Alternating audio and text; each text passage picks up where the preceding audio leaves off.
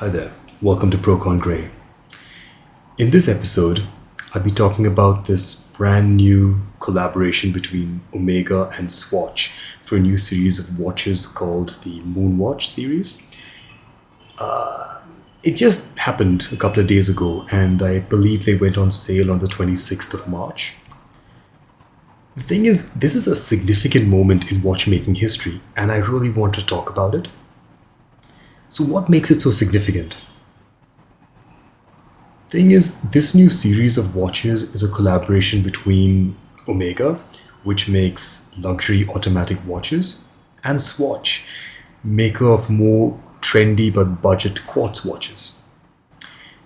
Important to note that Swatch Group actually owns Omega, so its collaboration from a business sense is not that strange. What is strange though is that the two brands make watches in completely different price points and largely for an entirely different set of audiences.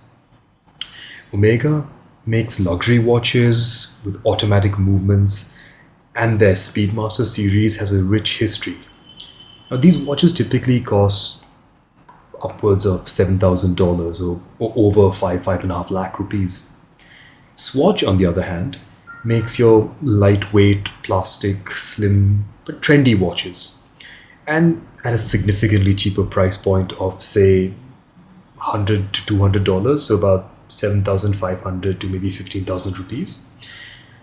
So it's really hard to imagine an Omega owner also owning a Swatch and vice versa.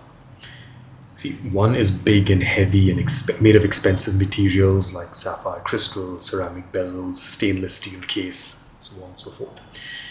The other is made of plastic, has standard quartz battery movement, is thin and light. So, the leaks in the news, right? I first came across leaks of a Swatchified Omega a couple of days ago, and I dismissed it as just some fake, cheap Omega knockoff. I was quite surprised when it actually turned out to be true and actually went on sale a couple of days ago. Initially, I thought it seemed like a bad move for Omega. And from the photos, the MoonSwatch, I think that's what they're called, the MoonSwatch series, especially the missions to Mercury and mission to Moon, those ones looked a lot like the original Speedmaster MoonWatch. But at 1/20th the price, 1/25th the price. So I felt these watches would end up diluting the Omega brand and arguably put off a lot of Omega fans.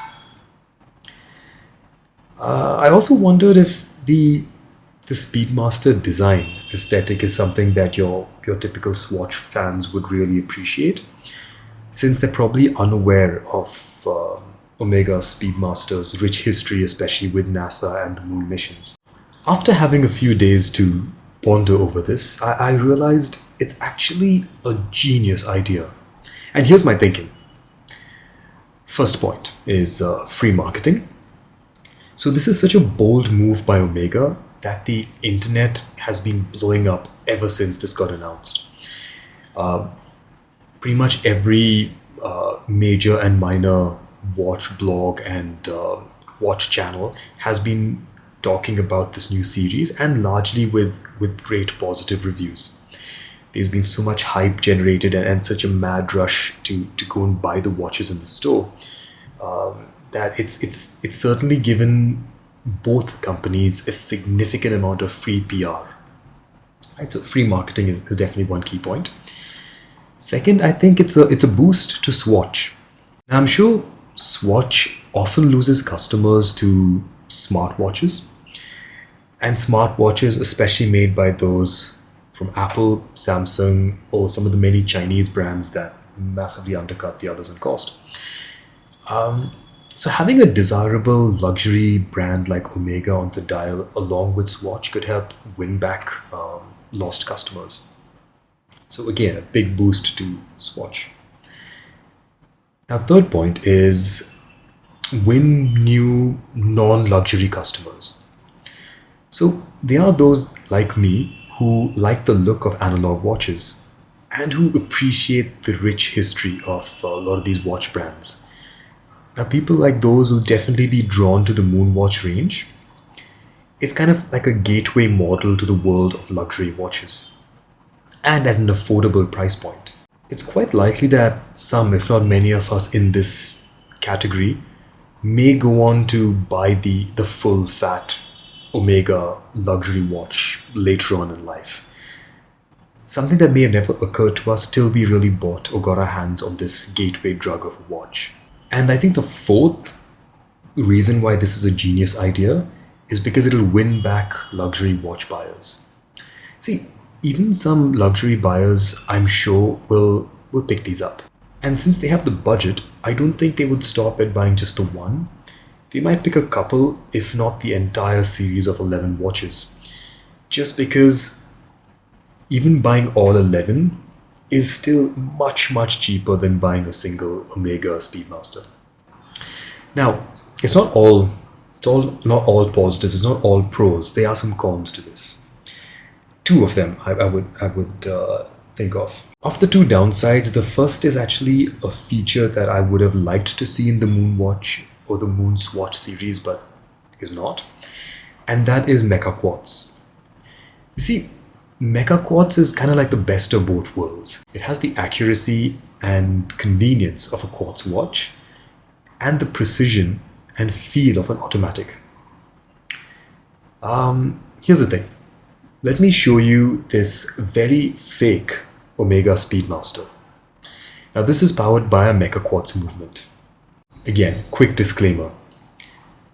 This is a fake watch. I am not encouraging you to buy fake watches. I'm showing you this to prove a point, that the MoonSwatch could have been done better. With that, back to the show. In a Meca-Quartz movement, the timing or timekeeping is powered by the battery and the quartz movement, so very accurate. And you don't have the hassle of winding your watch if you've forgotten to wear it for a couple of days. Now, as you can see from this video, the second hand is actually in the 6 o'clock subdial. In this knockoff version, I don't know, I think it's actually in the 9 o'clock in the original, but that's beside the point. Now, if you look at the video, when I push the chronograph pusher, I feel a firm mechanical click and the stopwatch gets engaged. I think this Meca-Quartz has about beats, I think 4 or 5 times a second. So it gives kind of a sweep type feel that resembles the original Speedmaster automatic Omega watches, which I think beat at about 6 times a second. This is so much nicer to look at when you compare that against your standard quartz watches, which just beats or ticks once a second. Now this is footage of the Omega Swatch Mission to Neptune MoonSwatch version. And if you see, this has the regular 1 tick per second that's typical in all quartz watches.